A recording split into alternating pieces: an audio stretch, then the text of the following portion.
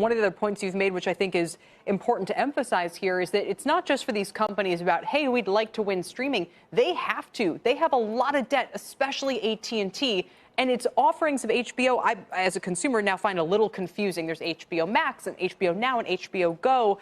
How important is it for them to get this right and get those new subscribers, to your point? Oh, the marketing is going to be crucial here. And to your point about it being confusing, I mean, there technically is an HBO Max that even already exists in Latin America. It's the combination of HBO and Cinemax. So they're going to have to do a good job of explaining to consumers what this new service really is. And so for those watching, let me break it down. HBO Go is the service that you get that's digital through your cable subscription. So if I already buy a cable subscription through Comcast or AT&T, but I want to get HBO on my computer, I go through HBO Go. If I don't get it, that's when I'm going to subscribe, pay a separate fee for HBO Now. There's about 8 million subscribers to HBO Now. They get the full digital subscription. And then lastly, we have HBO Max, which is different from HBO Now. That's, analysts say, will probably be $1 or $2 more than what you were getting with HBO Now. It has more Warner Media content in there. It's going to have the new Friends library.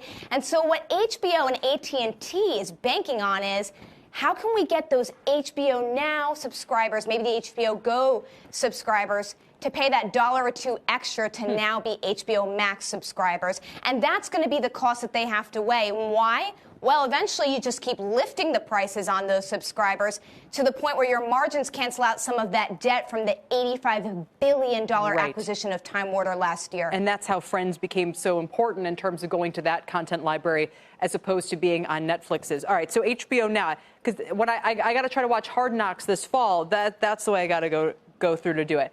Sarah, so in regard to Netflix, where does this leave them? You know, they have a big hit with Stranger Things. There's been a lot of debate over how important original versus library content is for that company.